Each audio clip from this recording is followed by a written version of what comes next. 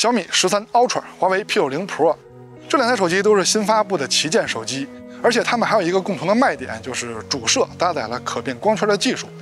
那之前也有一个品牌的手机也用了这个技术啊，只不过人家是忘了用了呢，还是说不想用了呢？反正就不用了啊。现在他俩都在用。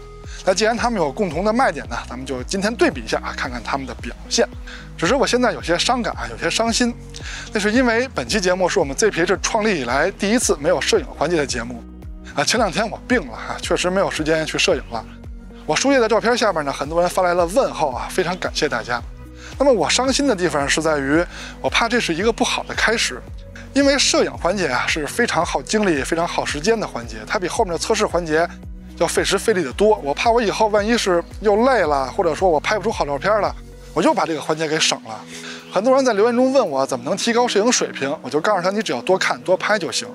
有的时候呢，他会以为我在糊弄他啊，不愿意教他，其实并不是这样。想提高摄影水平，就要多看多拍。就像你想提高游戏的水平，你是否要经常打游戏呢？你喜欢音乐，你是否要经常练琴呢？你喜欢画画，是否要经常动笔呢？那摄影也是如此。那希望以后的节目中不会再缺席摄影环节吧。那下面呢，咱们就直接进入对比环节啊！注意看下方的进度条，我们的对比环节还是非常丰富的。欢迎收看 ZPH， 记得点赞加关注支持我们啊，这样对我们独立发展非常有帮助。那下面就来看看他们俩在影像方面的表现吧。两台手机的后摄镜头配置都列在图里了啊，大家自己看就行了。这里着重说一下，它们都是定焦镜头，没有光学变焦，没有光变。现在是小米13 Ultra 的拍摄界面，有5个焦段切换按钮，但是有一个2倍焦段啊，这个2倍焦段呢是主摄的数码变焦，也就是1倍的数码变焦。还有呢 3.2 倍中长焦，这颗镜头实际上是 2.7 倍的，到了 2.7 倍呢，它就切换到这颗镜头来拍了。但是小米呢，把这个焦段直接给到了 3.2 倍，它可能是觉得等效75毫米这个焦段听起来比较好吧。还有呢，就是我觉得徕卡经典和徕卡生动这2种拍摄风格的选项调节级别好像降低了一些。另外呢，在拍摄的更多里边呢，也可以调节光圈了 ，f1.9、f4.0 2档光圈。华为 P60 Pro 的拍摄界面之前已经介绍过了啊，这里就得着重提醒一下，那个10倍焦段就是 3.5 倍的数码变焦，它也没有10倍的光学镜头。下面就正式开始对比两台手机的光学表现了啊，咱们还是先从主摄开始对比。他们俩的硬件参数呢都列这儿了，我就不一一念了。总体来说呢，小米这边更占优一些啊，感光器尺寸更大，但是华为那边呢最大的光圈更大啊，进光量比小米这边几乎是大1倍的。到了夜景呢，可能更管用吧，咱们夜景环节再说。小米13 Ultra 的光圈切换呢，有点像当年三星的方案，就2种光圈大小可以调节，小的呢是 f4.0， 大的是 f1.9。华为 P60 Pro 的光圈收缩方案呢，有点类似于传统镜头啊，但是跟传统镜头比呢，它的光圈叶片数更少，而且变化的档位呢也更少啊，只有4种大小变化 ：f1.4、f2.0、f2.8、f4。在机械结构方面呢，比小米的方案更复杂一些。现在是小米13 Ultra 主摄2种光圈的成像对比，背景虚化的区别还是有的啊，但是你们觉得大吗？现在是华为主摄最大光圈和最小光圈的成像对比，那这回背景虚化的区别还是更大一些的，对吧？那这里要提醒一下啊，不管他俩是谁，他们想拍出这种背景虚化的效果的都要离被摄物体近，离背景远啊，注意这个前提。他们和全画幅相机这种大现场设备比起来，背景虚化能力还是要差得远的啊。现在是小米13 Ultra 主打的2种徕卡拍摄模式，徕卡生动、徕卡经典的成像对比。它们跟小米12S Ultra 比呢，成像风格的区别没有那么大了，在拍摄界面中手动操作调节的级别呢，好像也降低了。但是啊，这次徕卡生动模式白天可以踏实的用了，这点呢，咱们扩张度环节再说。还有呢，夜景拍摄徕卡生动模式的表现也不错。现在就是两台手机主摄在默认模式下的对比了。小米那边呢是徕卡生动、徕卡经典哪个好用哪个啊？华为这边的视角比小米更窄一些，中心解析力方面两边做的还真的是都不错的啊。小米那边说是没有锐化，你仔细看啊，还是稍微有一些的。镜组的光学质量，也就是边角画质把控方面，这可真是要花钱的地方啊。小米的表现是相当不错的。近期我测过这种光学质量相当好的主摄，只有三星这一款，但是别忘了小米的主摄可比三星的大好多啊，它的边角画质把控起来可更难。那华为那边就不带玩了啊，它已经把画面裁切一圈了，已经看不出来主摄的光学素质了。再看一组主摄的对比，哦对了，这2个场景你们更喜欢哪边拍摄的色彩呢？那中心解析力方面，两边依旧表现都不错啊，华为那边的锐化更重。再看另一边边角画质的把控，小米的主摄镜组的光学质量可以说是非常优秀的。两台主摄都有高清模式，小米5000万像素，华为4800万像素。解析力方面呢，小米更好啊。华为这个高清模式表现一直不好，之前的节目已经说过了。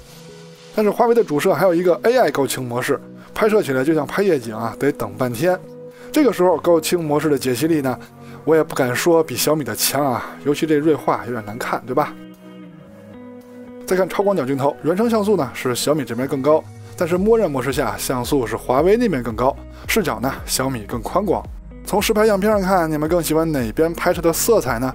视角差距如图所示啊，红边就是华为拍不到的范围。中清解析力方面，华为的更优秀一点。那之前你们也看到过了，华为这颗超广角的表现还是不错的。镜组的光学质量上，华为的优秀很多。虽然说小米的视角更宽广啊，它的边角画质更难把控，但是这个成像的差距还是太大了。再看一组对比，成像的色彩方面，两边做的都挺不错的啊，都挺好看。中心解析力方面还是华为的更优秀，边角画质把控方面依旧是华为的优势明显。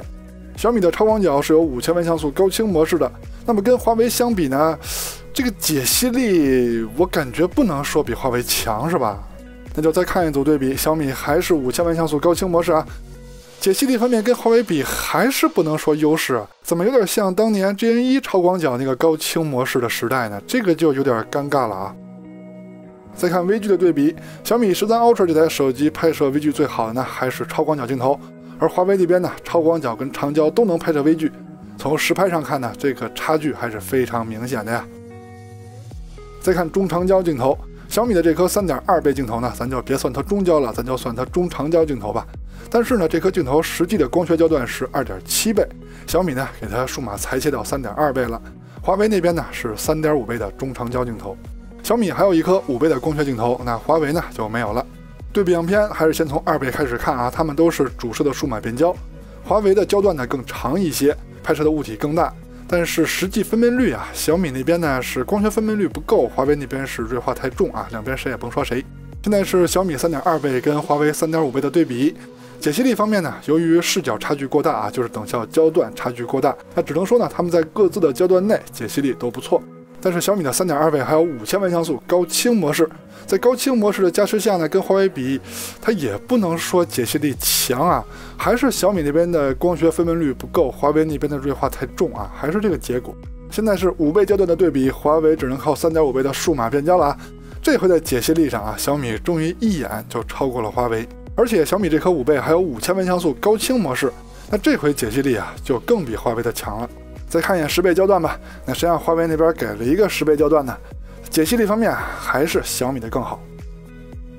再看前摄自拍的表现啊，从自拍的样张上看呢，我觉得华为的比小米的强，你们有不同意见吗？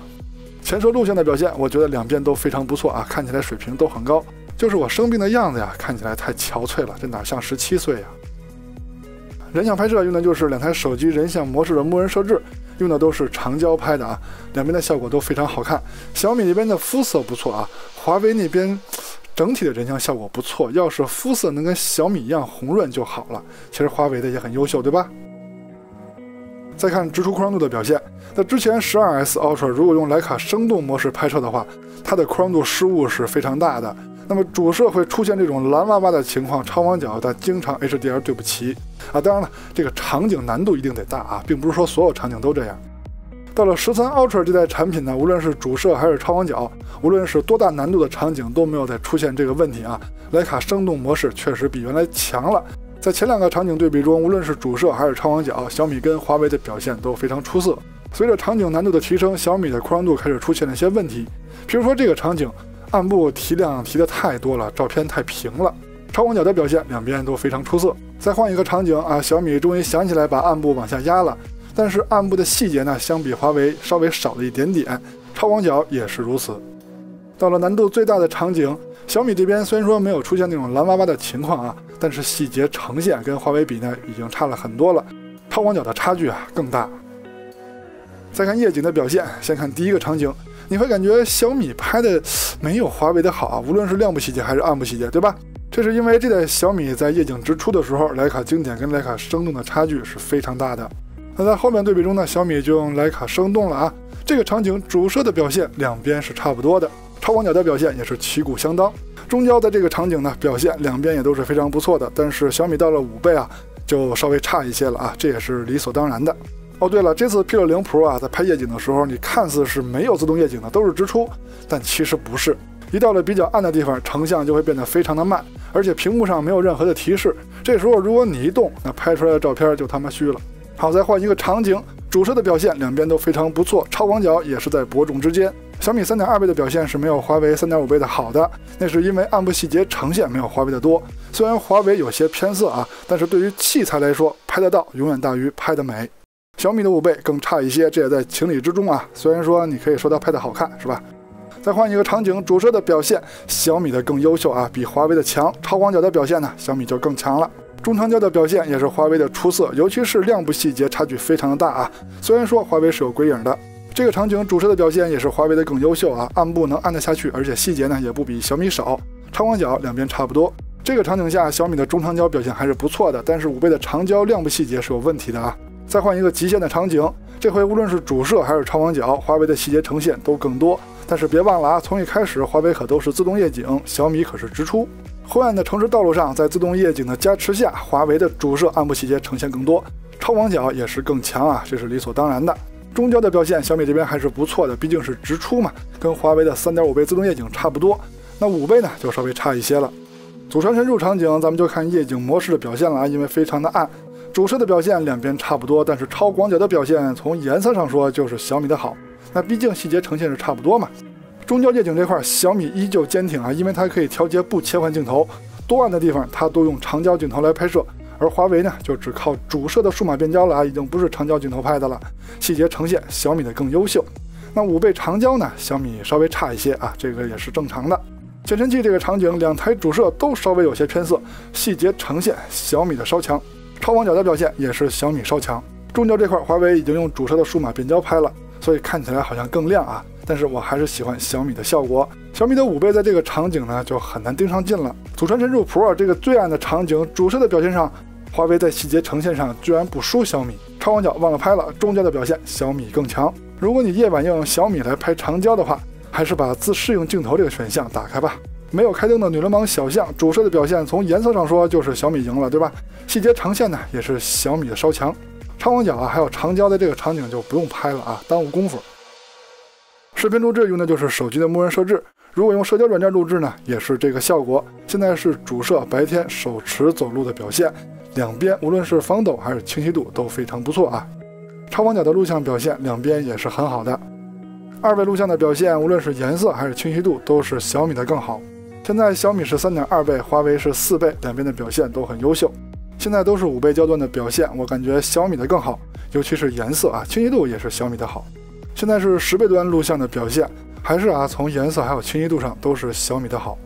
现在是主摄夜晚走路手持的表现，清晰度跟防抖呢两边差不多，而且都有鬼影，颜色稍微有些区别，你们更喜欢哪一边的色彩呢？超广角的表现，小米的更强。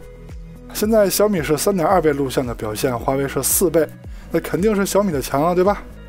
小米5倍的录像在清晰度上是没有华为4倍高的，但是这颜色是吧？工业设计方面，我这就简单说一下吧，你们也可以说说你们喜欢哪台手机的造型。反正13 Ultra 的这个后摄外八字的造型啊，我不是很喜欢。还有就是它后背的斜坡式阶梯，我也不喜欢。当然了，这些呢，如果您都喜欢，那肯定是您对。那至于硬件处理速度呢，肯定是小米13 Ultra 这边更强了，是吧？大家都懂。那下面我们就直接总结一下这两台手机在影像方面的表现。白天主摄的表现，小米13 Ultra 的更好，超广角呢是华为 P60 Pro 的更好。那毕竟普通模式用的更多嘛。中长焦13 Ultra 的更好，前摄 P60 Pro 的稍微好一点点。人像两边的风格不同啊，但都不错。微距 P60 Pro 的强很多啊，宽容度也是 P60 Pro 的更好。夜景呢，就冲着该死的自动夜景，也得是13 Ultra 的好。录像综合白天夜景还有长焦的表现呢，是13 Ultra 的更好。OK， 到结尾了。那看完上面内容呢，希望您可以喜欢我们的节目啊，也希望我们的内容对您在选择方面提供了帮助。记得点赞加关注，支持我们。我们下期节目再见，拜拜。